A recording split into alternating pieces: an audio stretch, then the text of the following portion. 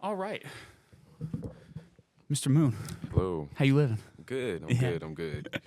So, you know, nothing to this. Like, there's nothing special about it.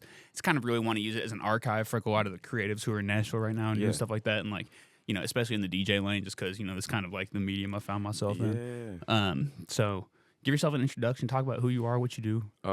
My name is Jackson Stewart, but my DJ name is Mr. Moon. I am originally from Memphis, born there, lived there for 16 years, and then I've been here in Nashville for, I guess, almost the equivalent, but so yeah, just Nashville based, Memphis born. Tennessee, bro.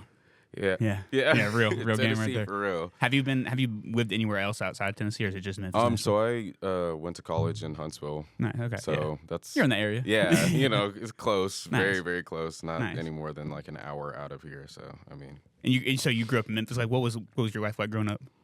so I mean, it was pretty quiet, honestly, for the most part. I mean, we lived in like the Orange Mountain area, so I guess like quiet to an extent, but it was very chill, very, from what I remember, very kind of like peaceful. It was Yeah. nice. My mom did what she could to kind of make sure that we had like a very comfy kind of life, the best that she could provide with what she had. Most normal life. Yeah. So, I mean, while I wasn't able to go outside all the time, I believe it. we still had a pretty nice, chill kind of,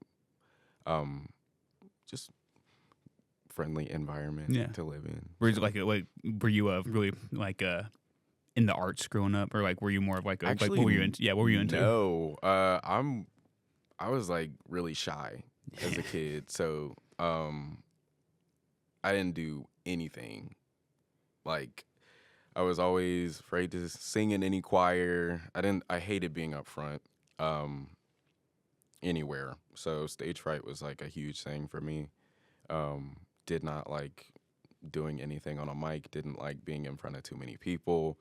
I tried my hand at different instruments, drums and guitar, because I was like, I really like the way that these sound, and the way that people are able to actually play them is amazing. So I wanted to get into them, but as a kid with undiagnosed ADHD, your attention span isn't really there. So, and it's kind of important to practice those kind of things, and it just wasn't there for I me. feel that shit, bro. So That's my life right So there. I was like, yeah, maybe this isn't for me. But yeah, I was just really to myself as a kid. Never really involved in too much, kind of like sat in the back, kind of like on the sidelines kind of thing. What did you enjoy? Like, what would you enjoy growing up? So I mean, obviously I enjoyed listening to music as a kid. I was just very much so kind of into animals, and when I was a child, so that was really like what my life kind of revolved around at that point in time. So reading animal books, watching Animal Planet, that kind of thing. Hell yeah. Did you want to be a veterinarian? Yeah, I actually did for a while. I really did want to pursue veterinary medicine, and even like worked in the field for quite a bit. Not as a veterinarian, but just kind of doing veterinary technician work. Wow. So just kind of being what a nurse is to humans to animals. Absolutely. So It's definitely a step up from yeah, just watching Animal Planet. Yeah, for sure. I was like happy to kind of break into that industry and like kind of see how that worked and be able to kind of really kind of explore that part of my passion, because animals are kind of like part of who I am at this point. Absolutely. So, yeah. Great, you got a Kangol hat on too. Yeah, respect. What kind of music was in your house growing up? Like, do you remember like your first favorite song, or like what's your first thing you played that you're like, oh? So as a kid, my dad played a lot of hip hop, a lot of jazz, not much R&B surprisingly, but Michael Jackson was there.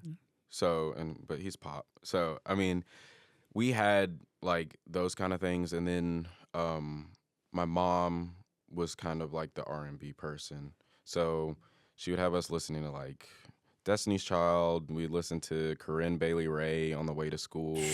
Robin Thicke, you know, she had us listening to people like Joe Sample, a lot of gospel because she's You got a badass lineage. yeah, That's killer. yeah, That's killer. she's really cool. She's like she put me on to a ton of music. She herself was like a huge fan of like Mary J. Blige and like Kenny G.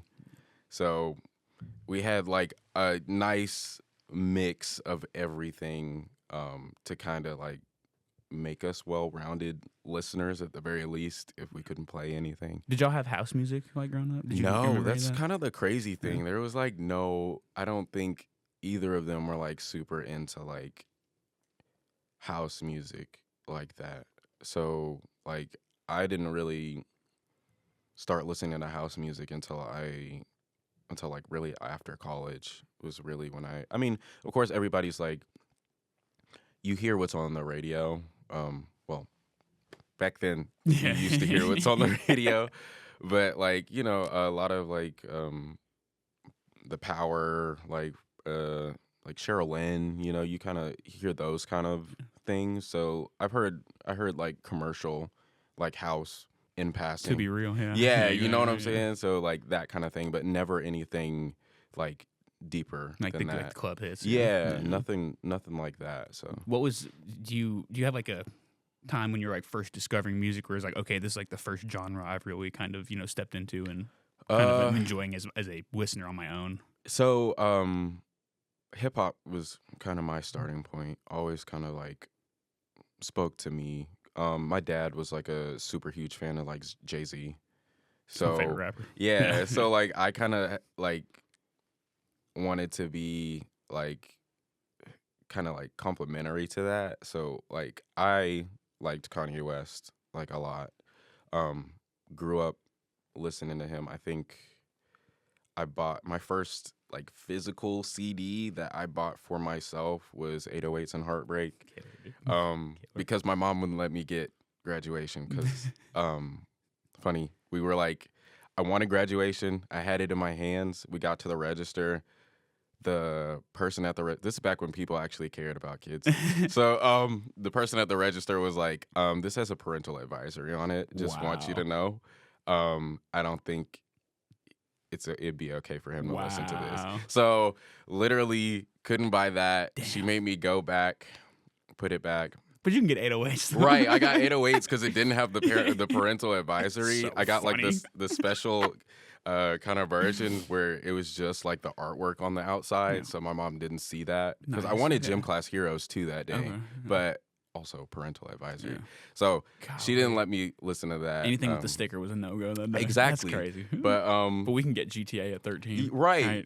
But I think that 808s was like the one album where I don't think he has any cursing, but really? if he does, it's like very minimal. It was enough for my mom not to notice. Yeah. So yeah, but all that to say, like, hip hop is kind of where I started. Like, Kanye West was like really, really like huge for me. Like, I had my dad put his music on my phone, like you know, so I was really, really big into him, and he was like really influential for, I guess, me being able to dig deeper into music because of all the samples that he uses on his music and in his music. Like, and I'm one of those people who, when I listen to music,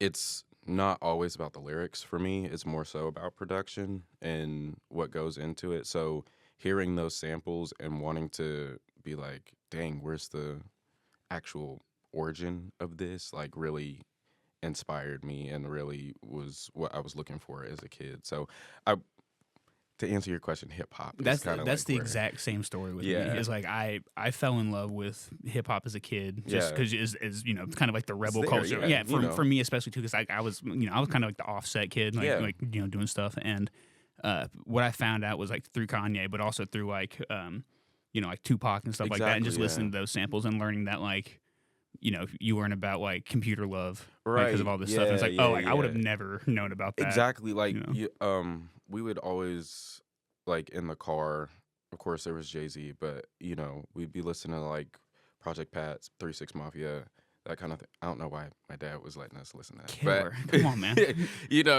Mom wouldn't let you get mom would not. Yeah, dad was totally okay with it. He was like, whatever. Got some 8-ball and MJ. Exactly. Right? He was just kind of like exposing us to different things. But also, just listening to two different people, like, that's putting it all together. Yeah. We get the R&B side from your mom too. Yeah. So she really, really loves like R&B and gospel, and if you listen to R&B, a lot of those people have gospel roots. So those went hand in hand, and she was totally okay with us listening to that. Well, and that production too. It's kind of like you start to think about production on R&B because like the lyrics for R&B are frankly I think better than hip hop. Yeah, 100%. Yeah, I feel like that's cool. That's Excellent. 100% given. But But so you can get so much more from that. But like those like Kanye producing some of those Alicia Keys records is like great because like that'll unlock sort of like, oh, this is a sample, but he's really made this kind of like his own thing. Right. It's like I think that's the cool thing about like music on the whole. It's like just transformative in so many ways, not only to the listener, but also like you're taking old stuff and making it new and making it different, but like keeping that essence at the same time. So it's just kind of like you get to experience kind of eras that you weren't born in and music that you might not have listened to, but you still get it in the present time because they're using it in the present music. That's why I enjoy SoundCloud so much. Yeah, like I had this whole thing where I was like, I was getting tired of like my Spotify algorithm or whatever I was getting, and frankly, I was just tired with like the recorded music stuff. Yeah. So some of that freshness was coming in. I was getting some of these verses that I loved with different production or different stylings. It's like it is really really nice to get this, especially like you feel like you're a part of that era. Yeah.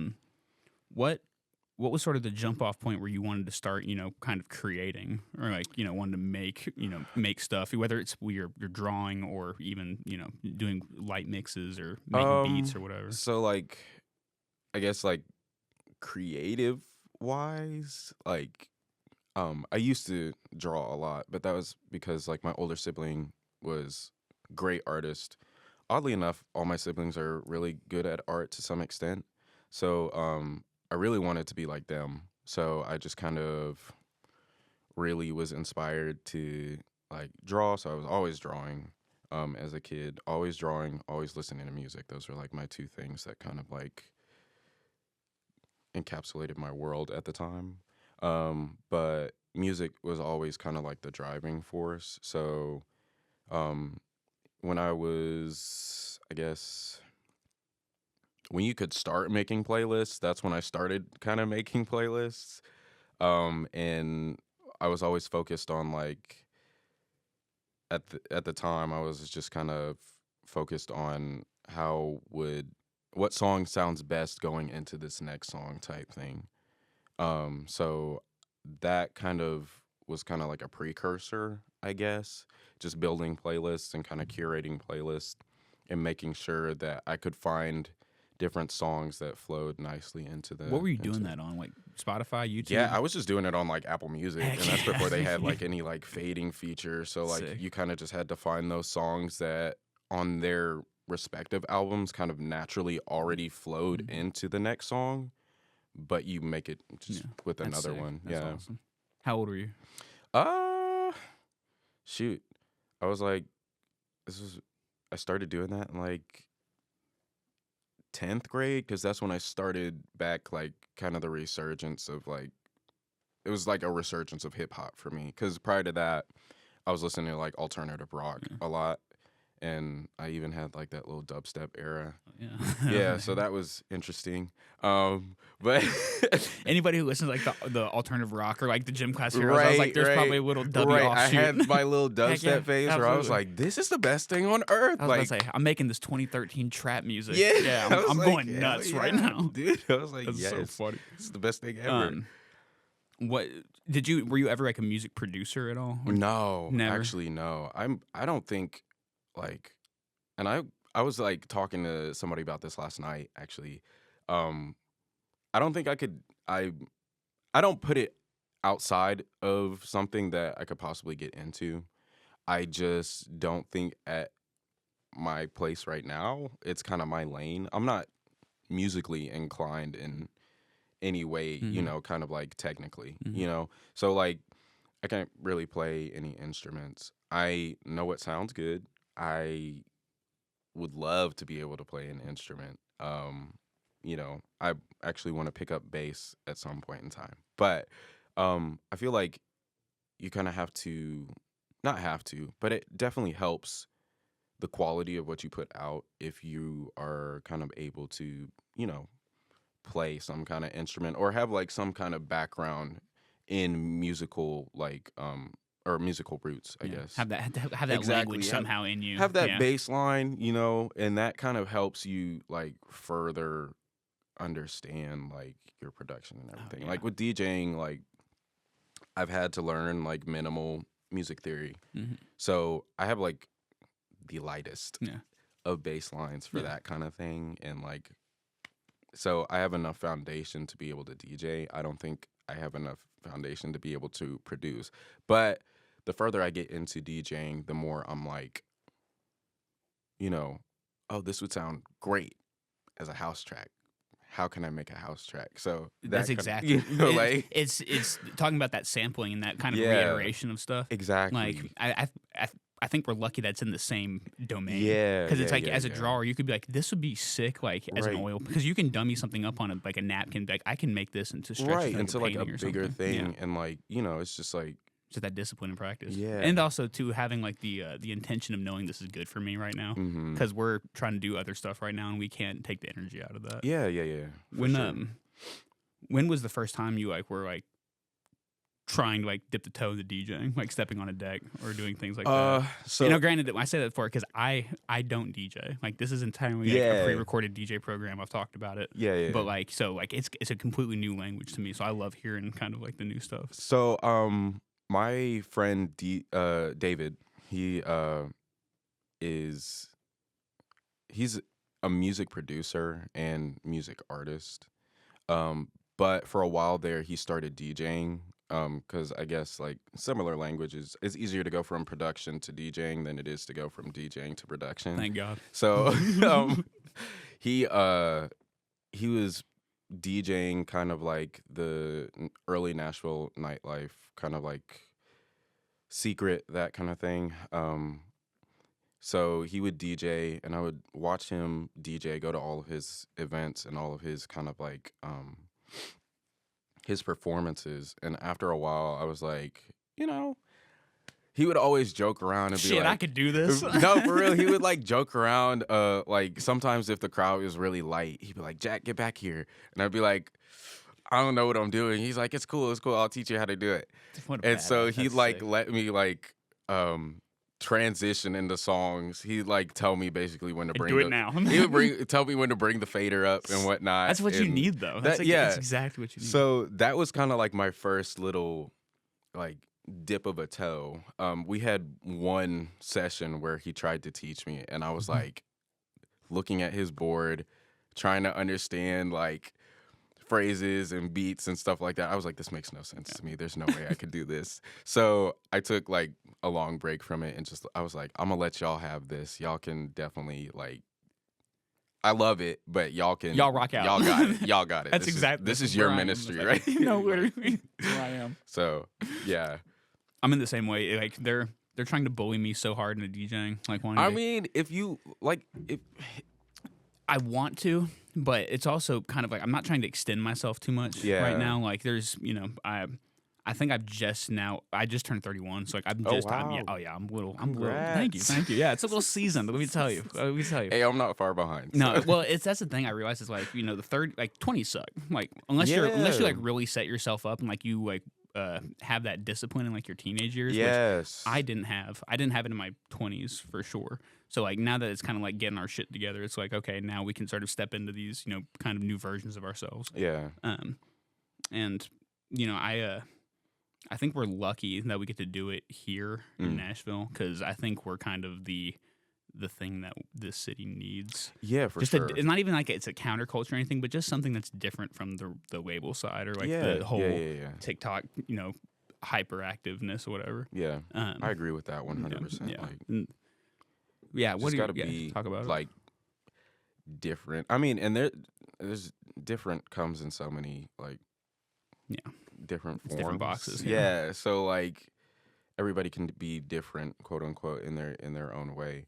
But I think it's the different that I'm seeing in the city, and that I have seen and that I've been able to be around has been like the kind of different that makes you want to be different, if that makes sense. Yeah. It seems like it's actually like a community. Yeah. Like they actually care now. Like there was really at one point people were just like trying to figure out like what's best for them, but now it's like, oh, you see people like actually supporting people and like putting some of the names on bills together. Yes. I'm always grateful that, the community, especially the DJ community here, is what it is. It's just, I mean, I'm sure there are uglier sides to it, but from what I've been able to experience, everybody's so close and like tight knit, kind of everybody wants to help everyone. And there's not really anyone who's letting their ego kind of outshine, or put them above someone so that they feel like, nah, you got to make it on your own. Yeah. It's like a lot of people here are very much so like, hey, let me give you some advice, or how can I help you, or let me, kind of put you on my bill for my party. Yeah. So like, let me introduce you to Boom. Who does this so here. Then exactly. So it's like, it's really nice to see that while everyone's so different, we're all coming together to kind of push towards the same kind of agenda, I guess. No, absolutely. I think a part of that agenda is having a safe creative space in Nashville. Yeah. Like really kind of like a place where because I want people to come here. Like I'm from here and I want people to show up here. I want the city to keep growing. That's same. Right. Because the thing about it is the more the city grows, the more money's coming in. It's like shit, like we're not going to play. It's true. The things that, I always say us versus them in a way, because, we can get all this community together and it's about making it a safe space, but then there are people who want to get in on that and want to piece off of that. Right. And it's like, okay, like we got to have a talk with the people real quick. Yeah, you want to make sure that it's just not like through letting others in, you're not diluting it. Yeah, exactly. Diluting kind of like the original essence of what, you had before, and not letting anyone from the outside kind of influence things so much that now we're like splitting. Well, I think there's a way too where like you can make you can be yourself. Like I can be the face of this brand and everything and act the way I want and live by my morals and live by I can speak out against things and how I want to, but then, if somebody wants to play ball with me, it's like, hey, this is the person you're going to be playing ball with. Right. And, like, y'all know what I'm about. Y'all know, the things that I speak publicly, like, blah, blah, blah. It's like, okay, we want to rock, we can rock. But, right. And I think it's important that maybe not everybody having that case, but I think I'm arrogant enough to where it's like, I don't mind taking the flag, and it's like, shit like that. It's always, it's good to have those sides, because people will walk over you at some point. Yeah. People will like try to, I hate it, but like people will try to get over on you. You just can't. That was my 20s. Was like granted I was wilding out, but also too, it's like you see the people who are trying to get over you. And it's like, oh, that feels bad. Yeah, like, it does. It doesn't feel good to like kind of after the fact kind of have the hindsight and just be like, dang. It happens. It's happened frequently to me because like I just don't give a shit. Like I'll go into things and I'll be myself and blah blah blah, and it's like, oh, this person was like trying to like actually get up on me. Bro, it's like dang. I'll just be myself, right? And like you want to give people the benefit of the doubt, but sometimes you kind of have to be on your toes about those kind of things and kind of not be wary or paranoid about those things, but like just clock it. Yeah, definitely like in your book. It's like, all right, cool. Yeah. Kind of take your notes and be like, how much money can I get out of you now? Right? Like, like some all right, people if it's definitely, some people definitely try to do that, and it's just like, whoa. Yeah. No, that's kind of like, I was talking about with one of my friends. I was like, we were talking about kind of the system in which all of us creative people play, and it's like, why do you want to step into this podcasting stuff or boop boop or blah blah? And I was like, bro, I don't care about any of that, because like that's the type of stuff that poisons it. Like, you know, all, like once you start asking the questions, or like why do you think you belong, or like, because it's not, maybe it is gatekeeping. It could be. If it could be, like, because that word is used just so much nowadays, and I don't want to dilute that in a way. But yeah, being able to be like, look, like, I'm just trying to live as freely as I can. Right, as freely as you can, like in your own lane, like doing what's most authentic to you. I think that's kind of like my big thing. That's my why, if there ever was one, is just to live freely. Like, I had that conversation with my dad. Yeah. It was like, he's like, don't give a shit. He's like, oh, you stop giving a shit about what other people think you good. It's like, you know, you just kind of have to, like, in the most respectful way, just kind of move how you want to move. Like, I'm sure there are people who do think about other people a lot. But at the end of the day, most people are thinking about how they can get theirs, and, you know, what they can do to kind of advance their careers and advance, you know, their position. So I feel like while it is good to kind of look out for others and do for others, you do have to choose yourself quite often, I guess. And also in like this industry, you know, you kind of have to make sure that you are looking out for yourself, because, you know, somebody who is also looking out for themselves while you're trying to look out for them might not have your best interests in mind. Hell so yeah. I can't do things based on an energy transfer anymore. Yeah. Like, you want to do this because we're going to be doing the same. It's like, right. Because you're taking off of me at this point. I've definitely been put in those positions before. Man. It's been a learning experience for sure. Learning how to say no. Yeah. Respectfully. Like, I think a key word you said too that I'm learning is respectfully. Respectfully. Like, it's still super hard for me to be like, nah, I don't think I want to do that. But as I've gotten a little bit older and been in this, I guess in particular, I've had to kind of learn how to say no. And I'm not one of those people who likes to say no to people, because I don't like to, you know, disappoint people or put people in bad positions. But I have to realize that some things just aren't good for me, and, you know, or maybe I'm not, like, not necessarily not good for the position, but like there is somebody out there who probably would do better in this situation, and if you giving them what you're giving them, like, they're probably fine with that. But like, it's just not for me, and sometimes I have to realize that.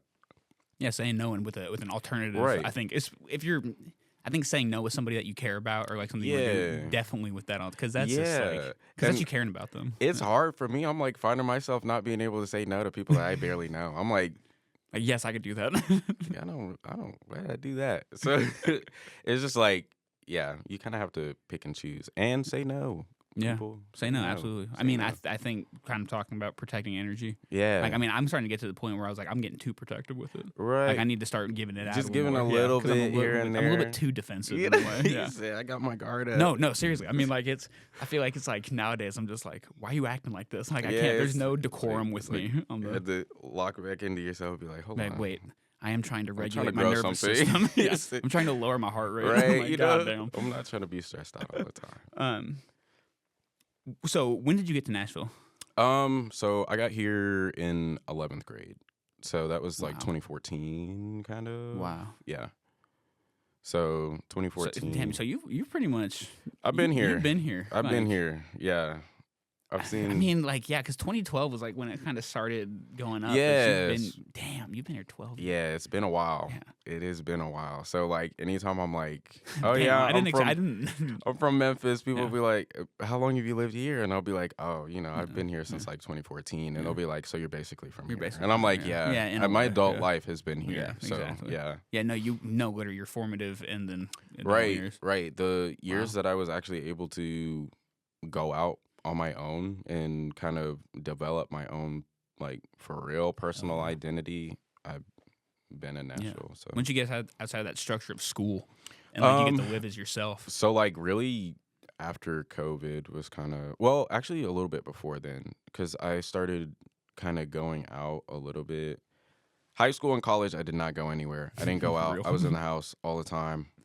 I was a good kid, did my school stuff. But after school, kind of, after I got done and started kind of hanging around my other friends who did go out a bit more, I started to get introduced to different kind of sects of, I guess, Nashville nightlife and stuff like that. Even like UT Knoxville, kind of, because they were all going to UT. You're going out far. Yeah, so I was like, I would go to their homecomings, and that was kind of like really my first kind of experience with like, you know, DJs and performers and like spoken word and what year that was kind that? of thing. That was 2017, 2018. UTK homecoming. Yeah. Wow. I got to see Young Thug. I snuck into No his shit, concert. that's crazy. Yeah, that was pretty lit. I won't even lie. Yeah. Free trial. Like, wow. Hole in the That's fence. Yeah, baby. It was fine.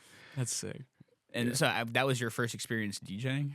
My first experience DJing. I guess that was your first experience, like watching a DJ. Yeah, work, kind of like, watching just like nightlife in general. So then like, was it like frat parties and shit? It was a frat party, like those were. But then when I was back here in Nashville, we would just go out like to Midtown, and then like Clarence here had like a party called Secret, and that's really where I started to see like kind of DJs do their thing, because I was with my homie David, and he was DJing pretty heavy at the time. So like I would just go out to his sets and watch him do his thing and kind of experience what that was like. So from there, the more night clubs, I guess, that I went to, I was able to see different DJs, but it's totally different now from what it was then. I was heavier into how so?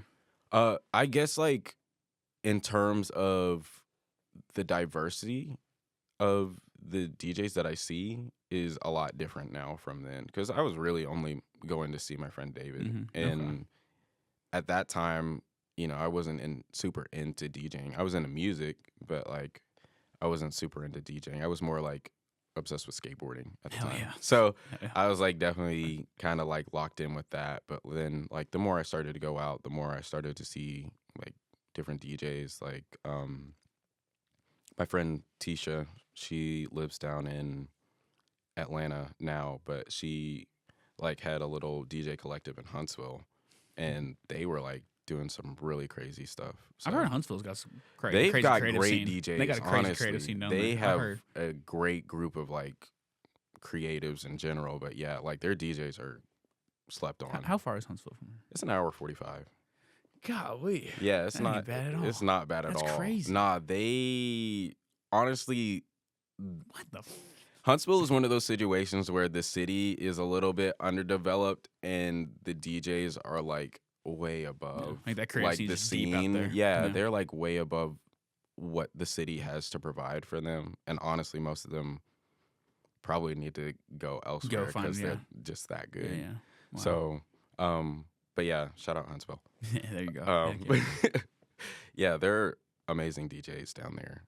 So she had her scene and everything, and she kind of like also is like inspiration for like me DJing now as well. So like David and Tisha were like very inspirational. Well, and so I guess it went from David was like, okay, do this now. Yeah. When was the first time you were like let loose on your own? You're like, I feel like I can do this. On my own, it was like 2023. Oh, okay. I think. Maybe 2024. Damn. Yeah, 2024 is when it happened, because I was in between jobs. And so while I was looking for a job, I was like, let me pick up another hobby. Nice. So hell yeah. So way to go. Amanda, she goes by BPMS that's her DJ name. I'll go look her up. Yeah. She's a great DJ too. But she was trying to upgrade her current setup. She's trying to get like an XDJ, and so she was selling her little DDJ, the SBJ3 or something like that. So I was like, fuck it. Yeah. why not? Let me go ahead and in between jobs, let me spend my money. I was like, let me go ahead and put $200 down on this little board right here and see what I can do at home. So that's when I really started to get into, I guess, because by that point, I've been super exposed to like house music through the skateboard scene. Oh yeah, yeah. That's probably where you yeah first find a lot of like drum and bass. Like I was listening to like Bronze 56K radio, and they would bring a lot of like guest DJs on there. So Action Sports had a crazy run for like house music garage. Like I remember SSX Tricky was like the kind of things, that's also huge.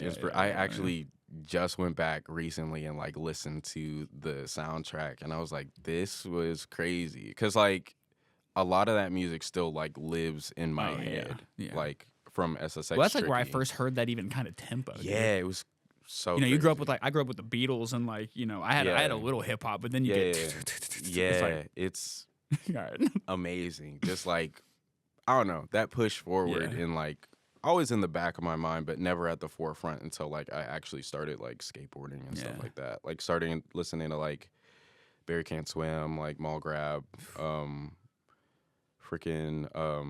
Fred. No, who is it?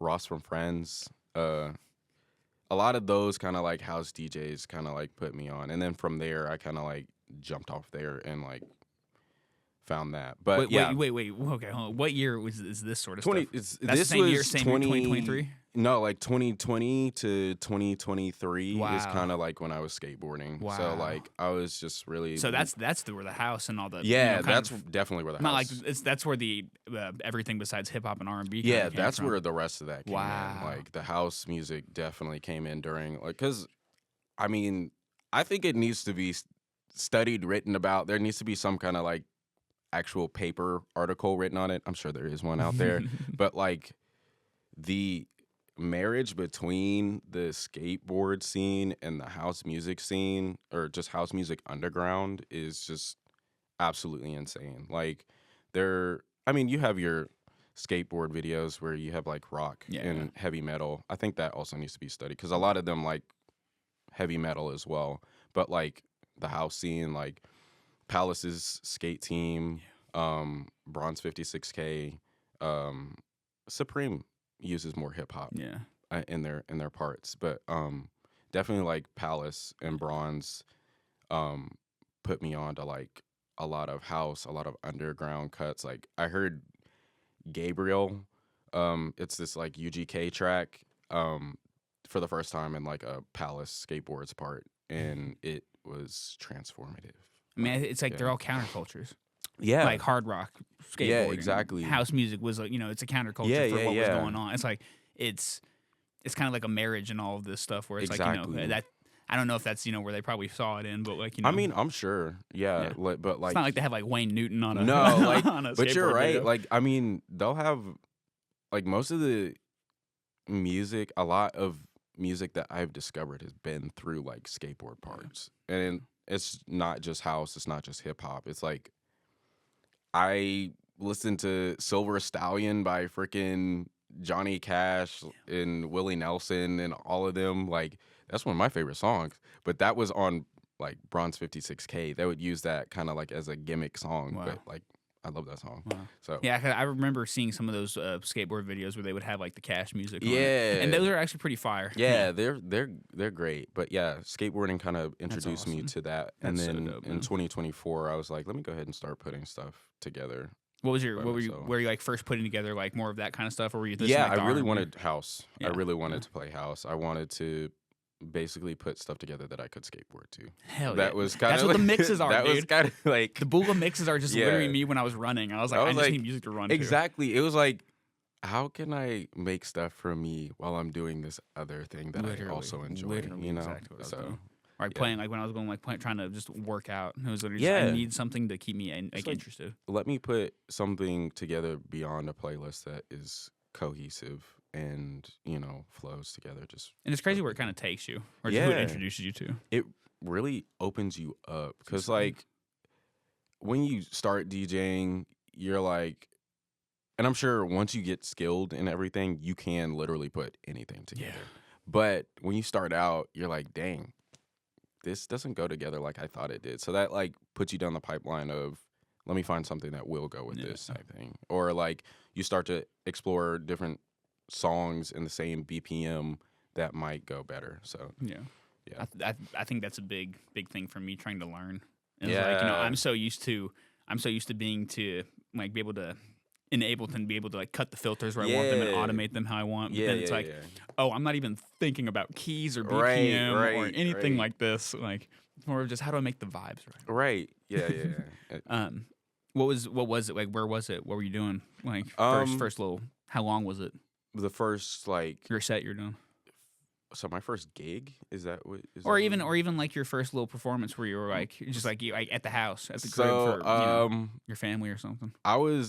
My actual first performance was for a like a pole show. Hell yeah, dude. Fuck yeah. So not a class, it's a show. Like a show, like a little kind of like it was like an art show mixed with like a pole show that my friend put on, and she was like, I want you to DJ for it. And I was like, you sure? And she was like, yeah. So I did that, and that was a few hours long. Damn. So that was kind of my first public exposure. But like before that, I was just kind of in the house, I'd made like 2 mixes before that. Just kind of figuring it out. Yeah, and those were like not completely different from what I like now, but like kind of different. Like it was a lot of like Latin house. I had like some heavy techno in some of those first ones, and like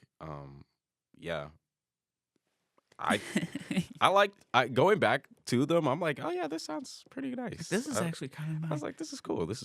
Different from what I do now, but like, you know, it's kind of similar. I listened to my old mixes and I was like, yeah, you had no idea what the fuck you're doing, but you're actually cutting up. You're cutting up on some of the selection. You're kind of, I'm working. Like, I was like, oh, you echoed out at the right point. Like, I'm reading the comments. It's like, oh, nope, that one sucked. Exactly. All right, keep it going. Keep it going. Oh, man. Yeah. So, were you nervous? Like, incredibly nervous? Yes. Yeah, nervous as shit? Like I said, I have stage fright as a kid. So, like, bring that back. There was no freaking way. Because you were like, because DJing, it's not like you're in the back, because like, you're kind of always there, but sometimes you're like at the forefront. Like, so. Sometimes you are the entertainment. Yeah, I was like, I don't know how. It's lucky though to have it in the background of a pole show and an art show. Yeah, it was like nice. Because you can have somebody to look at. I was tucked away and not the center of attention at all. You have something to look at physically that's moving, and then you have art, and then it's like, you know, you can divert your attention away. You just gotta keep the vibes right. Yeah. I don't know. DJing is just so different from what I would have done as a kid. like I said, stage fright out the butt. You know, it was. Freaking, I wouldn't play sports because I had anxiety around being depended on as like. I feel that. So I was like, I don't want to mess it up for everybody else. So I didn't play team sports at all. Like I did gymnastics. Yeah, okay, there you go. Like I did gymnastics because that was like, if I'm messing up, that's on me. It's on me. So like that's real. But I wouldn't play like baseball, soccer, anything like that because I was like, this is too much pressure. There are too many people watching. I feel if that. we lose because of me, then I'm gonna feel bad. Oh, bro. About, like, so many times I've done that shit in a game. Fuck shit up for something. Oh yeah, it's terrible. It's just interesting seeing that now. I'm like, but maybe that's what it is. I'm like, if I mess up, that's on me. Yeah. That's kind of what DJing. Yeah. Mm-hmm. So like, it's not like songwriting where you get 8 writers in a room. Right. Right. And it's like, I don't know, like. While the people on the dance floor are depending on you to bring those vibes and provide those vibes type thing, it just still feels kind of like I put this together. This is my kind of like thing. And honestly, I think the music really does help with the stage, right? Because it's me and the music. It's not so much me performing. You're not singing. Right. It's not like you're singing or like, you know, spoken, like doing a spoken word. Right. If I ever have the day I have to MC, you know, I had to MC super low stakes. I got to MC this like beat show that was in Arizona at a coffee shop. It was for this community Pass Drive that workshop my PTD gang.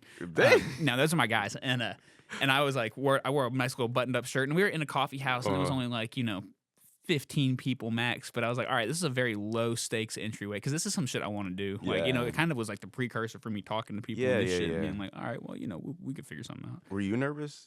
Yeah, hell yeah, hell yeah. I was.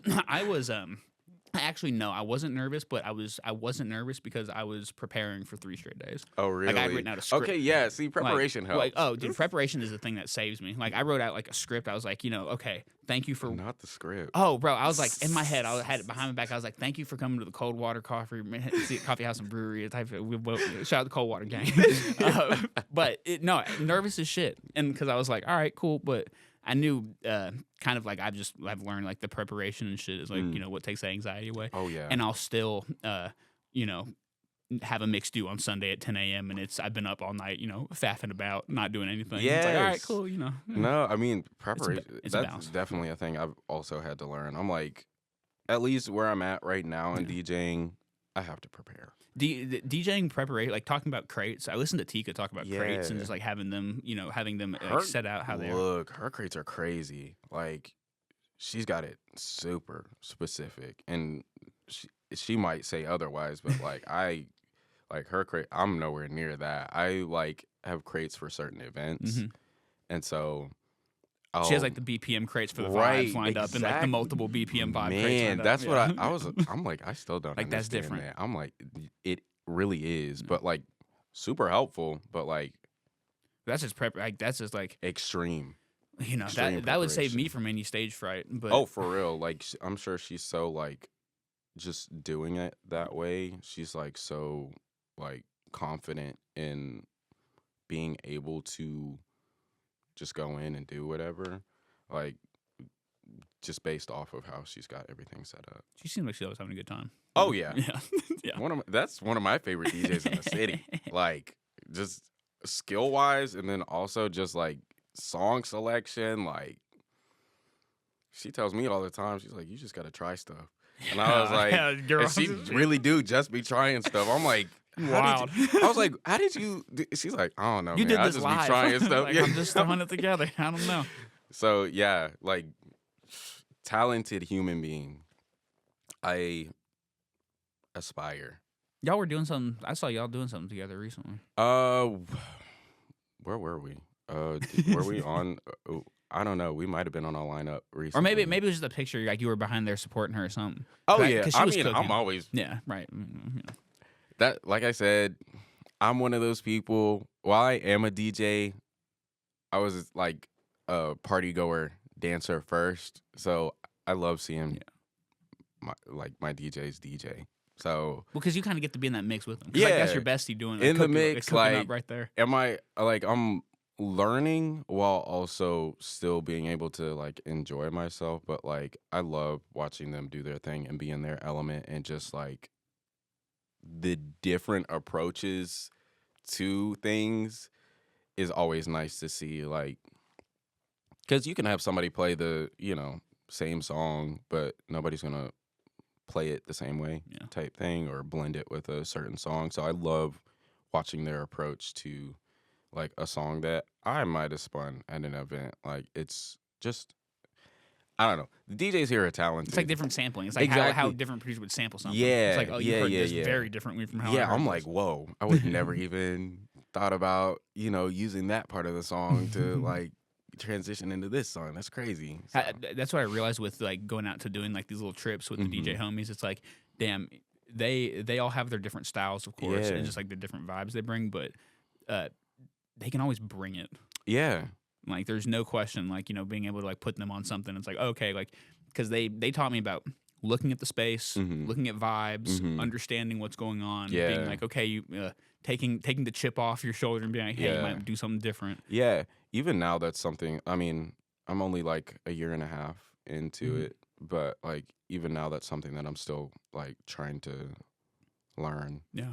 Because reading the room is, like, a really big part of it. And like, I think that might be kind of, if you can really know what the room is. If you can read a room, you can basically. You're gonna be a pretty good DJ. You can be a good DJ for sure. You really have to know your audience, and it's just not. It's not gonna be the same thing every time. No. Like I was talking to somebody recently, and he was just kind of telling me about, like, people love top 40. People love like songs they're familiar with, but sometimes, that can exhaust, So feeding them something new while sprinkling in a little bit of what they already know, like, kind of helps keep the energy. And that was something that I had never like even considered. Like, I was like, oh yeah, people love bangers. Like, people want to hear banger after banger after banger after banger after banger. But then they're like, he was like telling me, he's like, they get to a point where they're like, I've heard this, you kind of have to put them onto something new and give them something different to listen to. And that will kind of maintain and keep interest and whatnot. But also just reading your crowd. Some people love that. And sometimes that is your crowd. Sometimes your crowd does want to hear back to back. But yeah. So I mean, just kind of like being able to read a room is something that I'm still kind of like working on as a DJ. Because I feel like I have solid song selection, but like it's the order in which you put those songs in. It's the people that you're playing to. It's the, space that you're in, like the time of night that it is, that kind of thing. So that's why I'm happy I get an online radio station. Yeah, it's I don't have anybody. It's like just throw whatever. Nothing I to want worry in there. about. Yeah. Throw those Batita mixes on there. Exactly. It's like who it reaches is who it throw who a it Belly was Gang meant on there for. too. It's like they- Yeah, literally. But yeah. That's so funny. No, I learning about all the dynamics of it is what made me be like, all right, I need to actually do my homework. Yes. I need to put energy into this to study it. A ton that goes into it. Yeah. And like when I first started, I was like, yeah, it's just, Well, and people get pressed too. Yes. People get pressed about their preferences or like certain, and granted, you should be pressed about like, histories that are getting taken the wrong way. Yeah, yeah. And, people like taking charge of sounds that they think are something when it's something else. Yeah, yeah. But it can be a particular sort of scene sometimes. Just so like part of me is trying to balance that, just let people play what to do while also giving the right right context to everything and sort of adulation where it needs to go. Yeah. But kind of like I'm still amazed that it was 2023, 24 when you started, and now I don't know when the sold when that panel was. That was like. That was last year? Was that last year? Yeah. See, my time is so messed up. Hey, last year was a crazy year. That's what I'm saying. So from that moment, and I remember you talking about how the one thing I remember from that is I remember you saying, I don't really know what I bring to the scene here. Yeah. Remember that? Yeah. So, okay. Yeah. All right. Okay. Yeah. And he said fashion, and of course you're a very fashionable dude, of course. But I think, what do you think now? Like, what do you think of that question now? Like, what do you think you bring? I still feel like I'm figuring that out. Kind of, I know more confidently now what I want to bring and what I see as possible for my sound personally, like what I want to do in this city.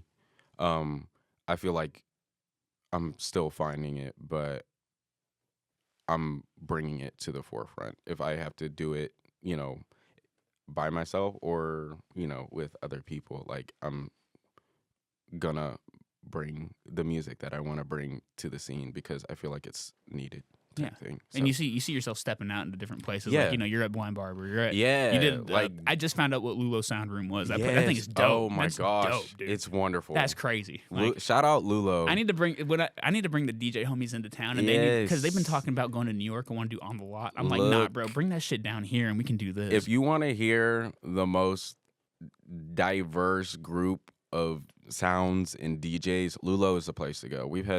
They've had like so many great DJs come into town and have so many lined up. Shout out Lulo. Slight plug. Yeah, slight plug for Lulo. But no, I think it's great. Like what Chris and Z are doing with that space is just absolutely amazing. It's just so open and like you can go there, hear anything. The DJs, you can go there, you can play anything. Like, it's just so authentic, so genuine, so like, it's what I think every DJ needs is just like the freedom to be able to truly explore and also like present the genres that you love to play because they're important, and you know they're important to you, so obviously they're important. But like Lulo just gives you that space to do that, and the space is nice. It's well, and huge. having these, like, kind of going back to like we need these sort of creative spaces where we can all sort of, you know, Yes. that seems like a big one. And they like, you know, beyond just clubbing, they are trying to do, you know, a lot for the community and merge different communities as well. Like they've done like skateboarding, like they've done like an event like that and everything, and like they just are kind of like trying to bring everyone together. That's the type of shit I love. I love that. Yeah. Like I always talk about Boolah not being a one thing. Yeah. It's like if I want to come out with a fucking chair, I'm gonna build a right. damn You chair. want it to be like, you want the name to be known, but you want to be known for different things. I think it's kind of like where the Virgil, like stuff comes you want to in. like have your brand like be like I can stamp multifaceted. my brand on whatever exactly, and it like people be like, oh yeah, that's that, dude. You know, the dream. Yeah. They get paid for your ideas. Exactly, exactly. So what have you been doing since? So kind of the spaces you've worked in since that sold sort of panel till now. Since then I've been able to DJ at Soho House. That was really nice. That was one of those things that I had down that I really wanted to do. One of those venues that I really wanted to play. Was it for a specific night or something? No, I mean, I just really just wanted to be able to play there. I love the space. I am one of those people who loves I'm a DJ who loves a very chilled out space. Yeah. I don't want to be in the middle, in the center. If I could be the DJ who's just freaking tucked in the back corner, put a curtain over the exactly. Front of me. Put a curtain around me. Just let me spin my my music. I don't want to be but like I love those kind of environments, like the very chill. People are lounging. Might get up and hit a two-step like type dance. God, what's that one I'm thinking of? Bro? There's like that one canteen. It's like a speakeasy. That's over off of by that Kroger. I know there's Coral Club. Thank you. Okay. Not an S to C. Yeah. All right, beautiful. I was gonna Coral Club is dope. I still haven't played there yet, but I would love to. I would really love to. We spent a minute and a half trying to figure this shit out. I would really love to. Yeah, Coral Club is definitely. I've seen on a couple list. people. I haven't seen it. I went there with some homies one time, but I've only seen on like Instagrams. Like I saw K Rico play there. Yeah, they don't really have many DJs. I think like Rate and Coach have been there. K Rico's been there. Who's doing the plug-in for that? Who's doing the program for Coral Club? That's what I want to know. Come on, cuzzo. That's what I want to know. But no, it's a beautiful space. I just want to play in really pretty spaces, which is why like New York, Chicago. I feel like those. Have you been to Chicago ever? Yes, I love Chicago. I went to Chicago last year. I went to school there. Really? Yeah, I went to school in Columbia down there. Oh, lucky. I was down there for 7 years. Yeah, it was beautiful. Man. Yeah, I love Chicago. Dude, that's where so my formative years growing up, that's where I grew up. No way. Yeah, so like I went, bright-eyed white boy of 18 up to the city, and like, cause I was like, I want to be a rapper and I want to produce more, cause I was on the Yay tip, and it was just like, wow, what a life, man. Bro, crazy. That is insane. No, growing up there, I can't imagine how like amazing that would be. It was like that's where like you get to go party. Yeah, like you get to some crazy party spaces. I really want to expose my sweatpants on here. But like crazy. It's like a party every weekend. Yeah, no, they no for real. Place. Well, and like the thing is like they have so much of the DIY stuff up there. Yeah, like, they got so much people out there who have gotten it off the muscle to do it like from the ground up and just stuck with it. And now like there's people where I was like, all right, that's kind of like whatever it is, whoop whoop. And now like they've got places or spaces or they got like news interviews and like Caribbean profile and stuff. It's like that's what that dedication gets you. Towards, one thing. Shout out to Chicago. Chicago's great. Absolutely amazing. I think we're gonna go. I think we're going up there. I think we're gonna try to take a community trip up there. So. Shoot, take me with y'all. I'm about to say, come on, no, Eddie, bro. We need to take. I want to. I get. We can get like a Nashville DJ trip to Chicago. Just like hey. Because they got the sounds down here for it. They would really love that do. Shit. Well, and New York too. Yes. Like you're talking about New York. Honestly, Memphis has like a really good house scene too. Really. Oh, absolutely amazing. Well, that makes sense. I mean, Memphis has got it on lock. Yeah.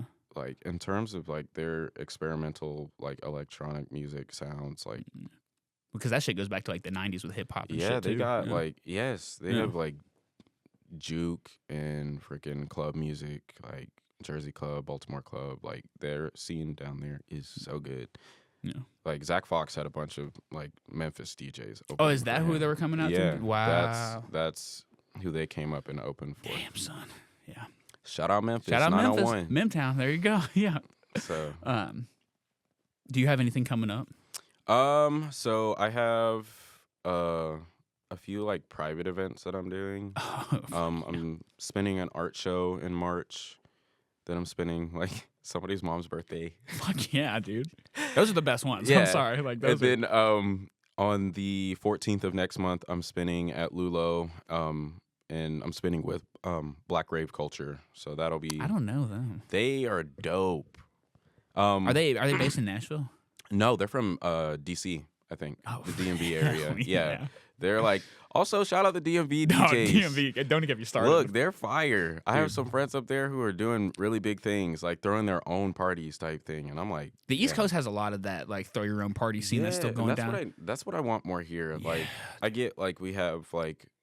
People who do throw their own events and everything, but I want like the house kind of like we came together on a random like Saturday night, and it was like just pull up, everybody's bringing their boards, and we're all just like doing back to backs. Like I'm gonna cut this from the interview, but I jump up and do it. Let's do it. Like people throw more house. We need more house parties. Like I think we lost at some point, like in. Because, like, 2016 or even before then. Probably COVID. Like COVID, not that whole death clubbing. Like, we could, stuff. like, people don't do kickbacks anymore. No, like, nothing. No, or I know grill outs or anything. No, like it's all, like. Because that's what community events really are. That's exactly. how you bring your closer and I'm to people. Like, I get it. Everybody wants to make their money while also still having, like, a certain scene pull up. Yeah. But, like, what happened to just saying fuck it? Right. Yeah. Just pull up to the house, post a random flyer. Yeah. Like, you know. I ain't nothing to it. Kick back. Literally. Let's have a party. I think people. I'm not gonna assume on it, but I think people would get.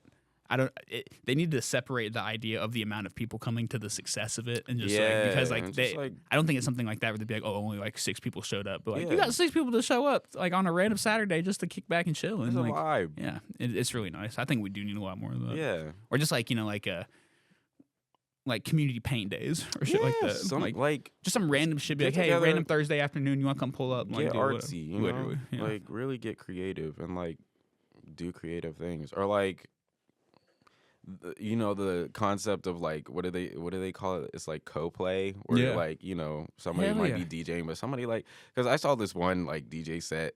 Shorty was DJing, and the other girl was making like her press-on sets, like press-on nail sets. I was like, that is so dope. But like, it's like an entrepreneur. It's like people working together. Exactly. Like, it's kind of like relationships. It's like you can find a partner where y'all can be quiet with, but you do your own thing. I think so. Like, you're kind of got a good one, right? In the same space. Plug your socials. This open part was So you can follow me on Instagram at Mr. Moon DJ. SoundCloud at Mr. Moon. Yeah, that's really all I got right now. But yeah, those are my socials. Are any of these sets coming up going to be live streamed? Does Lulo do any live streams? I know that maybe the Black Rave Culture one might be recorded. Who knows? Oh. But yeah, I don't know. I played Lulo Radio recently, so that's a new thing that might be in and out. I'm trying to make a little segment called Lunar Libations, where I just play all my favorite house music, and those for sure will be live streamed. So but yeah, beautiful. Yeah, Mr. Moon DJ. Yeah, Mr. Moon. Hey, appreciate you. Of Thanks course. for coming out, especially on a rainy day. Me. On a rainy day. Hey, coming out anytime. Ain't no big anytime. Yeah, that's it. Sweet. Right. It's easy. Yeah, that's awesome. How long did we went for an hour 5?